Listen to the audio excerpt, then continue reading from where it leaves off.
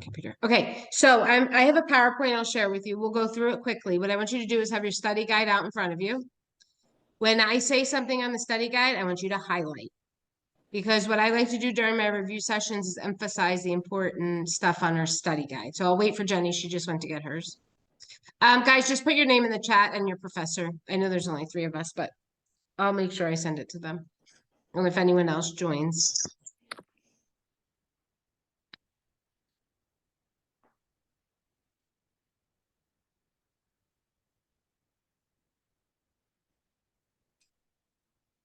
Oh, that looks like Jenny's son. I thought that was Jenny. Do you guys have any questions right now before we start? Or do you want to just start and then we'll do them? Start and then we'll do them? Okay. Christina, you're muted, so if you start talking, I won't hear you. Sorry, my daughter's really loud, so I No, it's okay. You can mute. That's a good idea, but just in case you want to ask me a question, you're muted, so I just like to remind you. And we're just waiting for Jenny to come back. All right, so if we look at the PowerPoint that I have for you guys, let me just get that going. What I did was I took information off of our study guide that I felt was most helpful, and you guys can see it. Unfortunately, I can't share these PowerPoints because of copyrights, but I'm just gonna open it up for us and then we will look at it.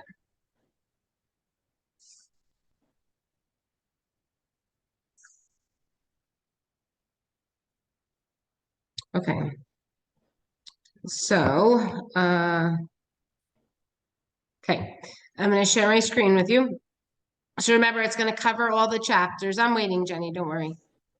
It's going to cover all your chapters that we've covered. I know there's a lot. There was a lot of reading this past week, but what I will tell you is focus on what I tell you to focus on, okay? And we'll look at that. All right, so let's take a look at our PowerPoint. And as we're going through the study guide, I can tell you where to highlight. Uh-oh, what did it just do? I'll tell you where to highlight. Okay, so here we go. Community. What I want you to know about community, when we look at community assessments, we're looking at the people, the places, and the function. Okay, so know those. Community, we look at dimensions of place, person, and function. When we're measuring our people, we're looking at stuff like data sources from our census data, civic groups, and churches. Okay. So the dimensions of place are measured with things like maps and newspapers, and libraries, police stations, welfare agencies measure the function. So think about when you're looking at it. Community, people, we look at our census, our information about people. When we look at our State Department, our data sources, we look at what's there. And then when we look at our dimension, we look at our maps or newspapers, what's going on in the community. So we just have a little pretty picture here about community assessments. I want to move this because I'm going to. So when you're doing a community assessment, we're going to include community system categories that are found, which include, so know this, please. When we're looking at a community, we're going to look at our politics, our education, our recreation, our economics, and our religion. Okay. That's there at the bottom. I'm hiding us, so I'll just keep going. If you have a question, just talk up. All right, we're continuing with community. When we complete a community assessment, we're going to look at politics, education, recreation, economics, and religion. We have 2 different types of partnerships in our community. We have active and we have passive. And I want you to remember, it tells you exactly what it is. Active means that we are providing low-cost snacks to an after-school program, something like that. It's active, where we're being involved in the community. Passive is a little more subjective. We're going to not be as involved. So examples of active partnership would be a business providing low-cost snacks, a city creating a new park, hospital providing a vaccine clinic, and a rec center offering cooking classes. are all examples of passive partnership. So the one that's going to be active is one that provides low-cost snacks to an after-school program. The other three are passive, okay? Because we're not actively involved in those. Okay, we take a look at data gathering and generation. And examples of data generation are things like our values, our beliefs, and our social norms. Okay. Any questions on that? That's what I want you to know about data gathering and generation, is our examples. If we were doing a definition, we would know data generation is a process of identifying data that does not exist, but is developed throughout the community. And then we're going to have data gathering, which is going to be our process where we collect information that exists already. Okay, so when we're generating data, we're getting data that we don't have, but we see information about the community's values, beliefs, and social norms with data generation. So if you haven't caught on, I've repeated that again. Examples of data generation include information about the community's values, beliefs, and social norms. Okay, windshield survey is what you guys are doing for your vulnerable population. When we go in the windshield, we go in the car, we look around, and we know before we do this, we need to know our boundaries. Okay, because our boundaries are pretty important to know when we're doing a windshield survey. Okay. We move on a little bit to evidence-based practice. We know that it's a way that we change our practices, and it provides an environment to improve client outcomes. Our first step is going to be recognizing our own practices and belief that care will lead to improved outcomes. Some barriers that we see a lot with evidence-based practice is new technology. So think of it if you work in a hospital and you get a new computer system. I know everybody aches and pains over that for a while, but then what you come to find out is it's actually better than the one that was there. So new technology is a problem. We see knowledge of research and current evidence and practice characteristics such as leadership and colleague attitudes or some other problems with evidence-based practice. We had a whole chapter on disasters. I want you to know there are two types. One is natural and one is man-made. Some natural disasters that we will see are earthquakes, epidemics, droughts, and hurricanes. And our man-made ones are going to be our pollution, our warfare, our fires, and water supply contamination. Okay, so with our disasters, I want you to know examples of both. We're going to skip that one, go to this one. We look at disaster kits. We talked in our class about this. What we need to remember is review every 6 months, have food for 3 days, and make sure that you know how to turn off our utilities in the house. Okay, any questions about disaster kits? They're pretty self-explanatory, but. All right, mass casualty scenarios. What's our purpose in these? Is to evaluate the amount of time it takes for our emergency response. Okay, so I talked to my class about that when you do like fire drills at a school, they're timing you to see how quickly it is. A lockdown drill, same thing. They're timing you, right? That's your priority on that one. Just give me 1 second.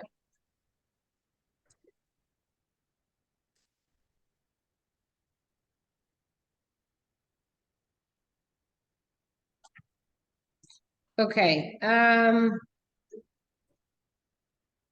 next slide is going to take a look at our national response framework called the NRF. We know that when we have a federal emergency declared, this is called in. What does the NRF do? Supports the community with the following: transportation, temporary housing, medical research, medical resources, search and rescue, and firefighting. Right?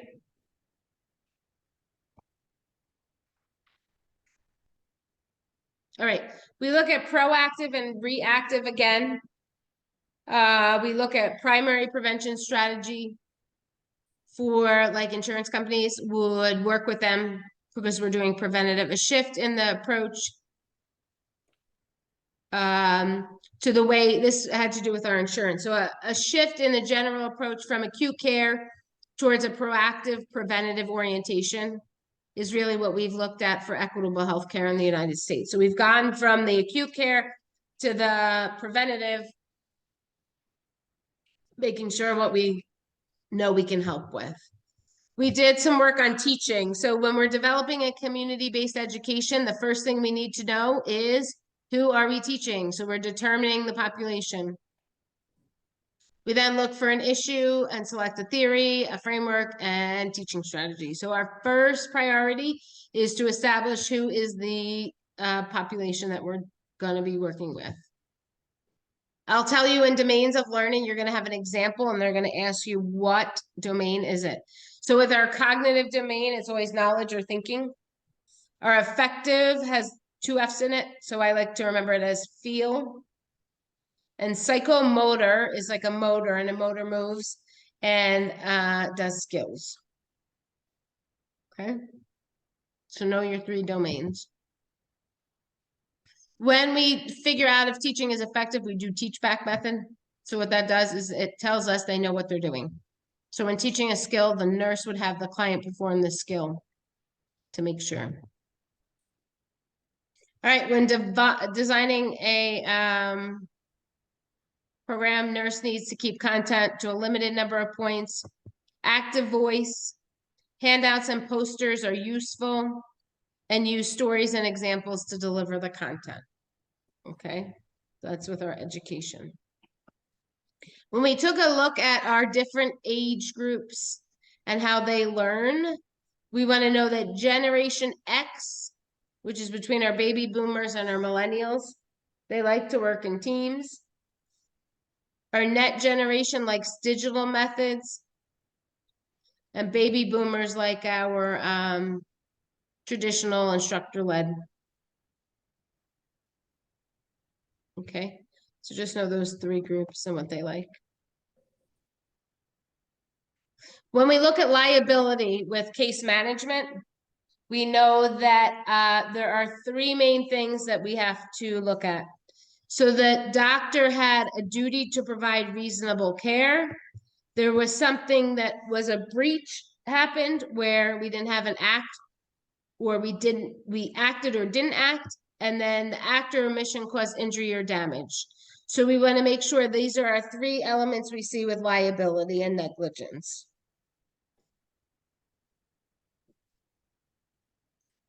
So I'm going to restate what I just told you guys. Liability is when we have malpractice. We have a provider had the duty to provide reasonable care, that something happened by acting or not acting, and the act or omission caused injury or damage to the client. Okay. We take a look at the Shepherd-Towner Act. I just want you guys to know what this is. It's an important role in the development of public health nursing. And what it did was early developmental screenings to moms and babies in rural states. That's just a definitional one.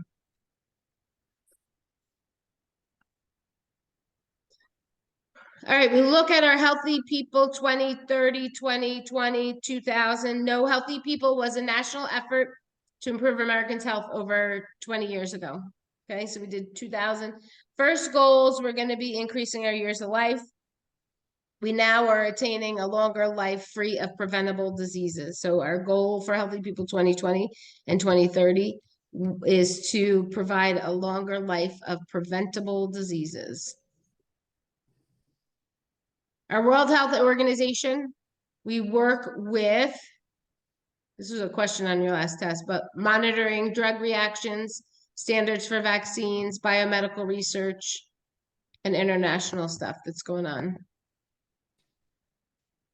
Okay, so I want you guys to know some things about our agency. The World Health Organization is The goal is to provide the highest possible health for all people. We have federal public agencies like the CDC, which is going to survey the national's health status and their needs.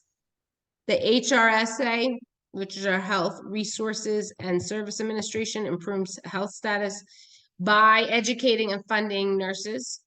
And our National Institute of Health is biomedical research.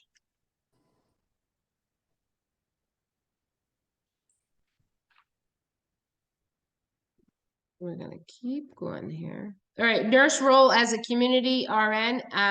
In case management, we're going to create plans for people. I want you to know the plan should be individual to each person. Okay, so when we're working with people as a case manager, we're going to make sure that we do that. Our goal is advocacy. We do exchange of information, gather data, and highlight values. In rural areas, we know that it's hard to get transportation. So as a case manager in a rural area, that's what we're going to focus on.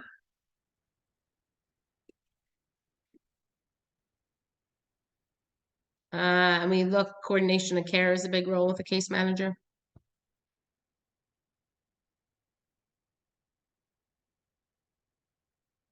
All right, we're going to have a question on primary, secondary, and tertiary.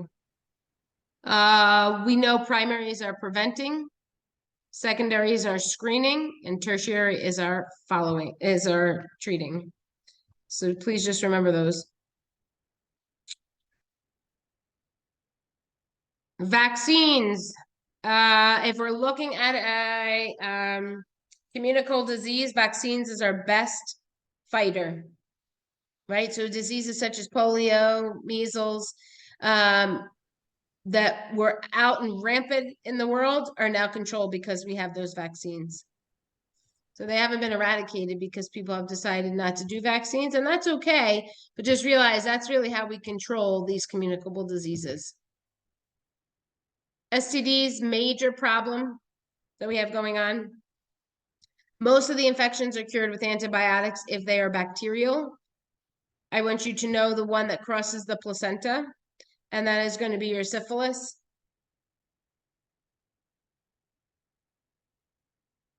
Big one, so you want to treat that with antibiotics. Our virals, we know our viral ones, we don't have treatment necessarily. I mean, they have treatment for HIV now, but it's not going to be as easy to treat.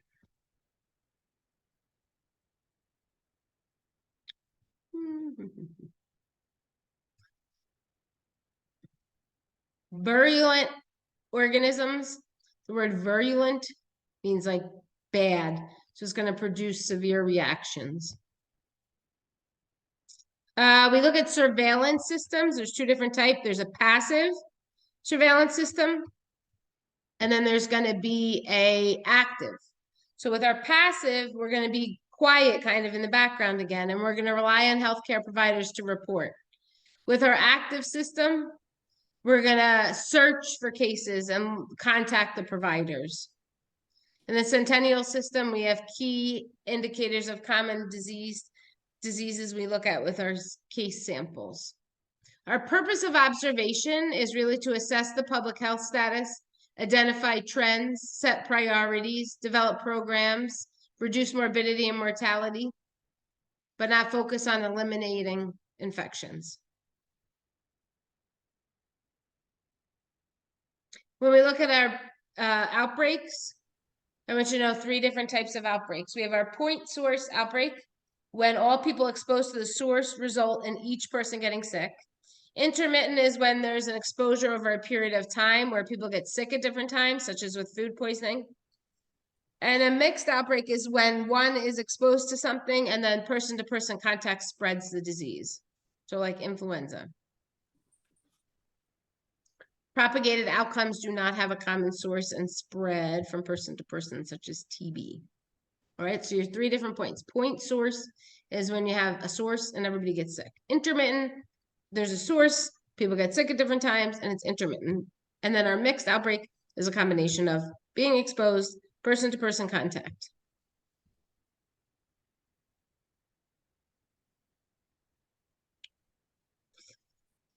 We're looking at here, developing community-based programs. The nurse will conduct a needs assessment. During the pre-active phase, the nurse will project future needs. So pre-active beforehand. During the reactive, we're determining the problem occurring using the needs. And then the inactive stage defines the problem based on existing. And the interactive stage describes the problem using past data. So we have different stages here. We have pre-active, we have reactive, we have inactive, and then we have the interactive. Okay. That's just another picture.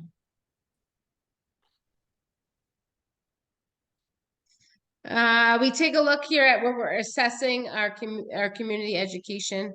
We're going to see the ability to meet the objectives is an evaluation of how effective a program is.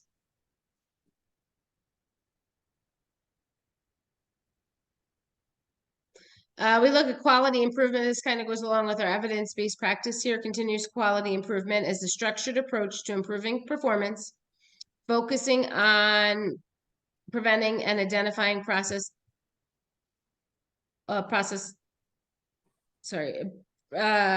improvement opportunities, quality assurance, focus on accountability. And we see create a new procedure after an error, I think is what that one says, but let me move this up. After something happens, so this is how we do. Yeah. So this is how we do our continuous quality improvement. We create new procedures after something happens. We focus on how can we make things better.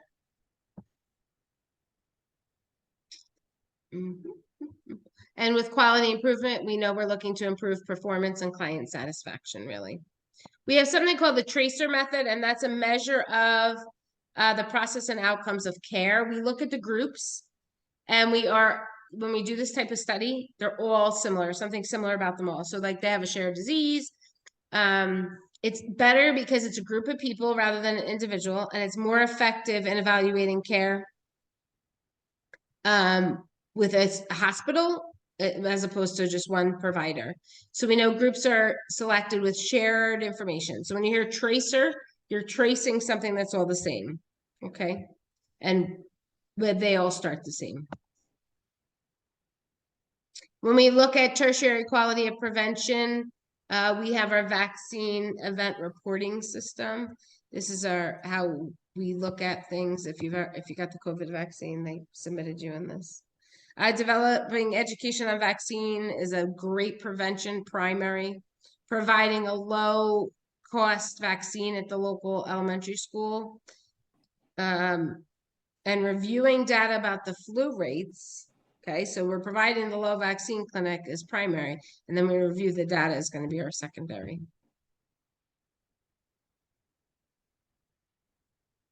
I'm going to skip that one. We did some work on the ethical principles. So we know our National Research Act has established the Commission for the Protection of Human Services, and it outlined ethical principles that had to be followed. So we look at our 4 different parts here. We have autonomy, justice, utility, and beneficence, and non-maleficence. I can't say them together. Non-maleficence. I can't say it today. All right. Anyway, beneficence is about minimizing the risk while maximizing the benefit. Justice is focusing on fairness for our treatments. When we look at utilitarianism, we're seeing that our outcome is the key, so that whatever we do must justify the means, okay? So the end must justify the means. So I want you to know that one.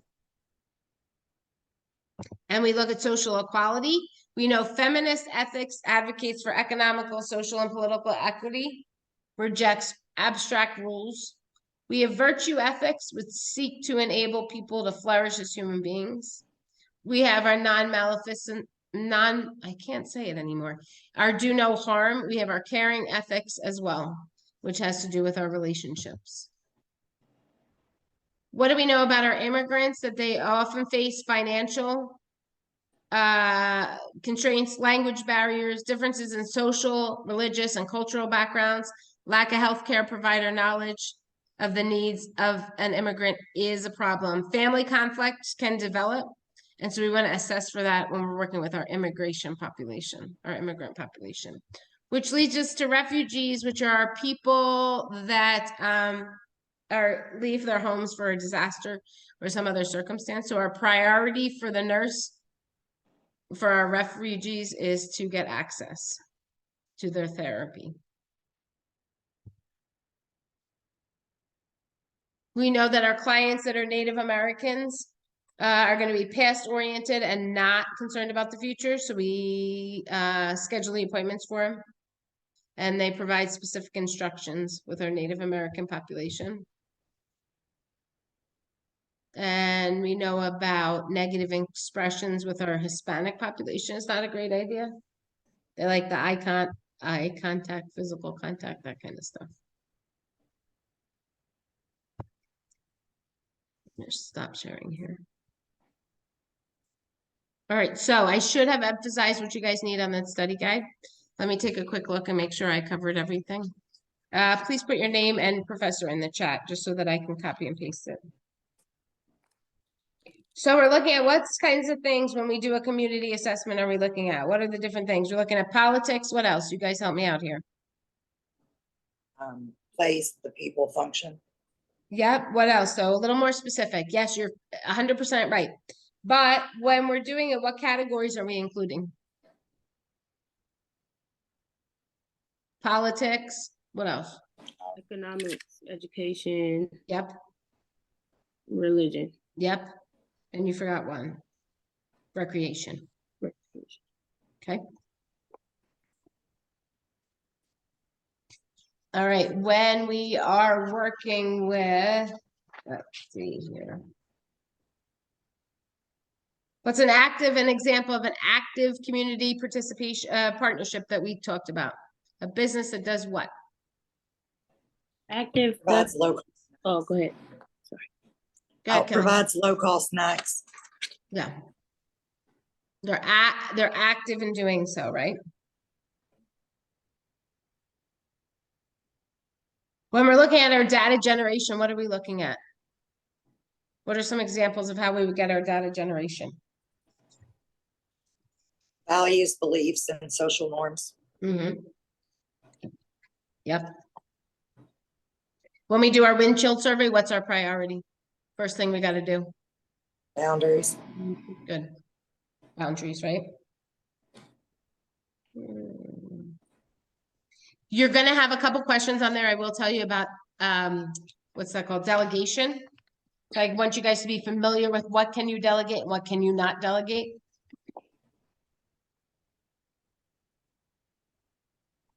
Give me an example of a natural disaster. Hurricane. Tornado. Oh, Keep going. hurricanes, tsunamis, Yep, one starts with an E. We just went through it. Earthquakes. earthquake, yeah. Oh God! Not earthquake. Oh God. Jeez Louise. No, but they're epidemics. Epidemics, right? It's a big one. Oh yeah. No, epidemics is a man-made. No, they're not man-made. Oh. Well, who knows if COVID was Sometimes, man-made? you know, yeah. Yeah, we won't go there, but to that one. Yeah, it's a natural. right, let's hope that that was a natural disaster. Right. All righty. What is our priority with our disaster ready kit? How to turn off the utility in the house. Yes, you are right. Kelly, you're getting an A so far. I hope so, because I'm failing right now. Right. 3 days No. worth of food. Check every Yeah. 6 months to make Yeah. sure that everything Focus is on the utilities though. Kelly's on it. Focus Okay. on your utilities, okay, guys? Mhm. Let's see. What does our NFR do? National Response Framework. What are some of those things I told you it does? Help with transportation, temporary. Good, Jenny. One other thing, one more. No Emergency- housing. Medical Right. services, right? Medical resources. Rescue. All those. Let's see. Before we do anything with an education program, what do we have to determine or decide? Population. Population. Remember your 3 domains of learning, okay? Cognitive, affective, and psychomotor.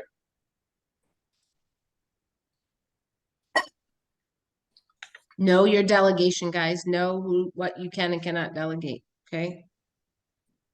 So something we can delegate is always bathing, right? We can usually delegate bathing, brushing the teeth, right? Yes. What do we know with our plans? When we're case manager, what do our plans have to be very what to each person? Individual based. Individual based. You got it. I'm hoping you learned all this from me, Kelly. You seem really on it tonight. I'm just kidding. I've been studying for like over a week now. Okay. Let's see. Yeah, 2 questions on delegation on the one version. There's 2 versions of the test, but the one version, there's that. Rural area, Jenny, you just said it. What do we need to help with our rural area people? Transportation. Transportation. You got it.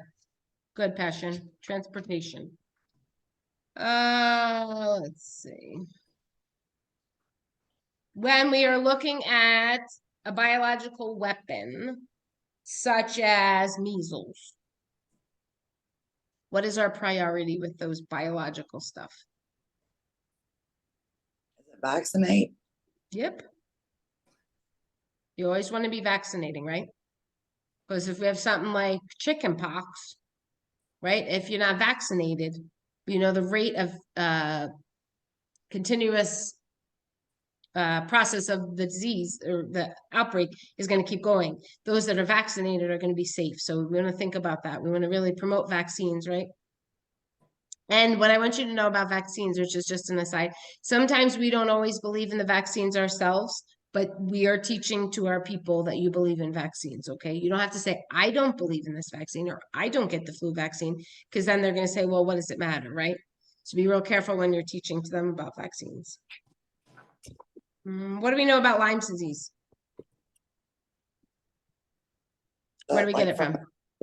A vector. Yeah, vector. Where?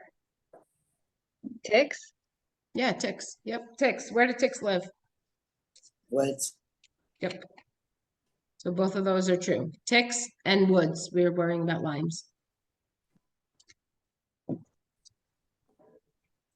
We solved it. What other questions do you guys have? I'm just reviewing, make sure we've reached everything.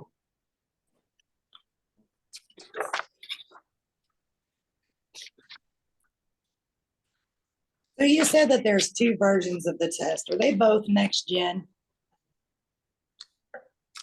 No. I don't really want to answer that. I was gonna ask, Maybe. what is that? I was gonna ask, what does that mean? Like, not everybody's gonna get the same test or like different? Not everybody classes? does. We have several different versions. Oh, okay. So, but the content's going to be the same. I promise you that. Okay. Okay. So don't worry too much about that.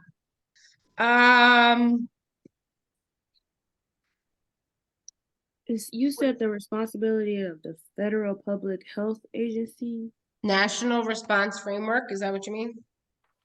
No, public it was on the agency. Study guides, like after case management, the responsibility of the Federal Public Health Agencies include serving the national health status. Uh-huh. Okay. Yeah, that's about what you need to know on that one. Passive surveillance system. How does that work?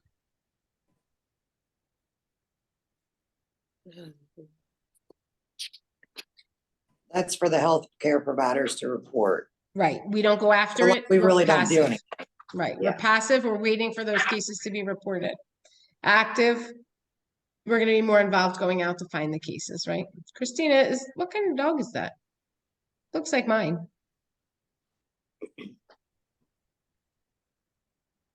He's mixed with Chihuahua and That's what I have. Passion. Oh, he's cute. I have He's- Chihuahua. he's a I have a big Chihuahua, baby. but Yeah, we have two. it was a mutt, so who knows what it's mixed with. Oh, I'm sure it's cute. No, the face is the exact same. That's why I was asking. All right, patterns of occurrence. We talked about some different ones, right? We talked about a point source. We talked about intermittent. which would be like a food poisoning. We talked about a mixed one where we have like the flu, right?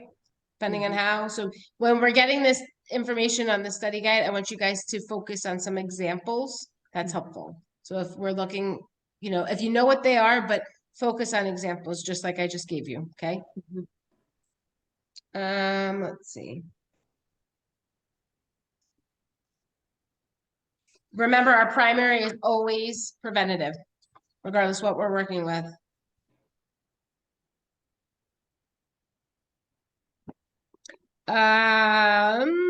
What do we know about food safety? What would somebody say that would make us want to say, oh, no, you need to know more about that? Of course, that's not therapeutic. We would never say that. But what do we know about foods that we might worry about? What do we not leave out? Dairy Um, products. Yeah, you don't leave dairy out. And what else? Salmonella. Meat. Chicken. Chicken? Meat. Yeah, meat. You don't want to really do that.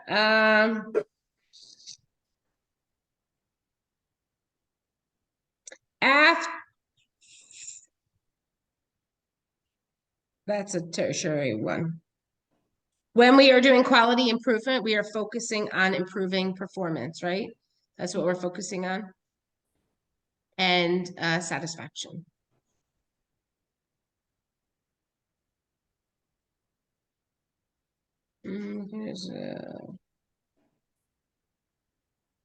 Okay.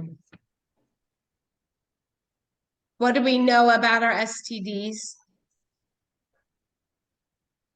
The bacterial could be treated with antibiotics. Yeah, what else do we know? Syphilis can be transferred to the baby Can be transferred what? through the membrane. Across the placenta, I think you mean. Yes. Very good. Across the placenta. And then what happens then is that infant is affected, right? So it's when we're doing quality improvement, the first thing we have to do, we're gonna have some hesitation. Okay, we're gonna have hesitation. People aren't gonna like technology, maybe. But the first thing we need to do when we're doing quality improvement is we need to look at what are our job descriptions to make sure that we are addressing what is needed.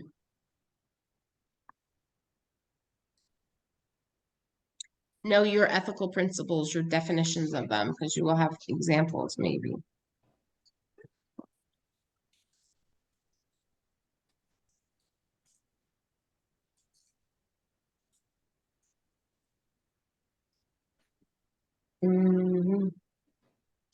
Oh, I didn't go over this one. When a client has cirrhosis, what do we worry about? Liver? What meds do you not want to take? Says Yeah, NSAIDs.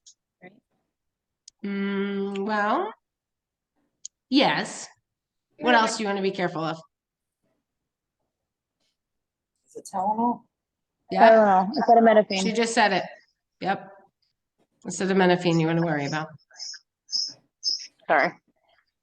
No, you're fine. Group of immigrants, what do we worry about with them?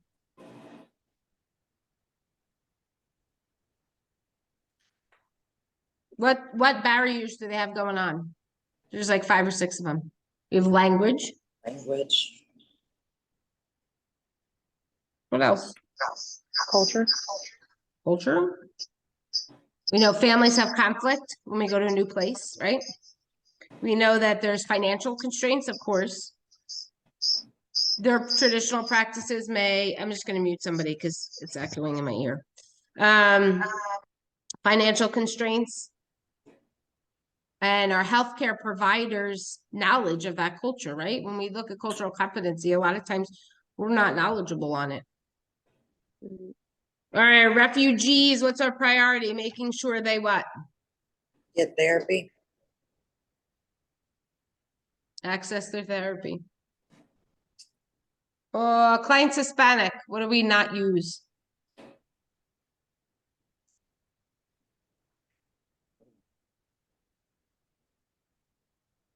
Oh, negative expressions. Yepers. Native Americans, what do we have to do for them? They're not future oriented, so you cannot tell them make an appointment in 4 weeks, right? You're gonna make that appointment for them.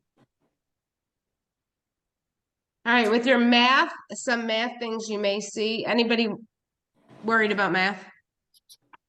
Yes, always. All right, so we're gonna have something like prescribing a medication that comes available in a certain dosing. We're gonna find out how many milliliters or milligrams we'll give. Okay, because it comes in a liquid. You're gonna have 2 of those.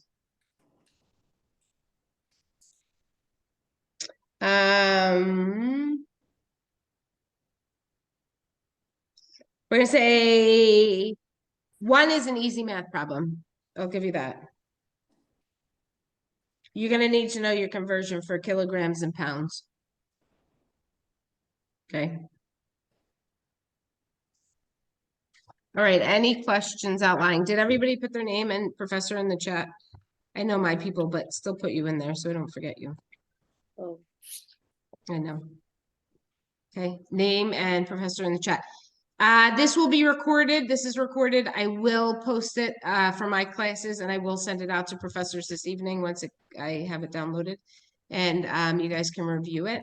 What I would do is emphasize when you're looking at your study guide, what we went over in the review is always helpful. I have a question. Do you Sure. ever do Kahoot? I do, but You don't like it? I know you guys like it because you like to do practice tests questions. Yeah. I can do one if you want a quick one. Yeah, I would love that. me Okay. too. Let me find one. Let's see. I have one that I just did last night with my class. You guys want to do that one? Did you do that one, week 8? I haven't done any for community. Oh, No. okay. Who's your teacher? Marvel? Oh, she probably doesn't like them either. As teachers, the problem is that we focus, it's hard for the Kahoots to cover everything, but I went over it last night with my class because there was so much content. I just wanted us to kind of focus on it. So let me pull that one up for you guys. Jenny, you did it last night with me, right?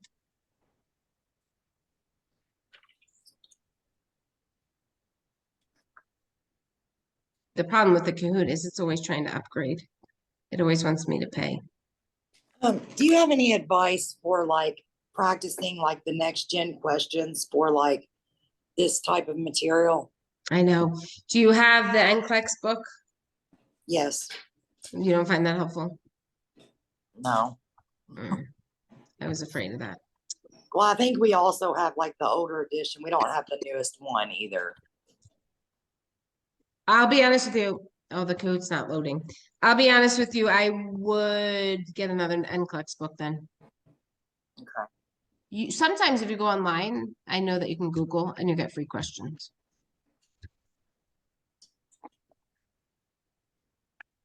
But our content is pretty specific on what I want you guys to know.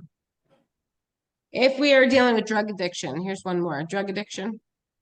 What kind of things are we going to look to be effective with drug addiction?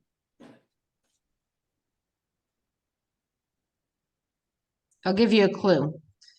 Behavior risk surveys are what we use. So what do you think we're going to be looking to reduce? The usage, Well, right? let's hope so. Yes, the usage, but Like reduce like the like from the I guess like the infections and stuff from the IV drug users. yes, you're being very specific. Be a little more vague. What are we going to try to reduce with this population? Overdose? I don't know. Yeah, you guys are looking too far into. You're going to want to reduce the risk behaviors, right? Because the more risky behaviors that they take on, the higher chance that they're gonna want to use whatever, right? So that's pretty specific. Reduce your harm reduction is what we're gonna be doing. Any other questions? You guys are gonna do fine. It's your third test. You'll be fine. Jenny, you can speak to the review sessions, right? Yes, like, Mhm. yes. So if I were you guys, I would try to attend as many as you can. Thank Because you. that's success. It has been success for some of our students. Good? Yep. All right, everybody, if you put your name and your professor in the chat, you guys are free to go. If you have any questions, I'm available on Outlook. You can just look me up. My last name is Aloni, okay? All right, thank you. You're welcome. Good night. Wait, were you not gonna do the Kahoot or was it? No, it working? won't open. That's what it's getting weird, Cahoots now. They want you to pay to open it. Oh yeah, I saw that So, actually. I But do you know. do you actually do it on like a recording? Like my teacher for maternity does. Do the Cahoots on a recording?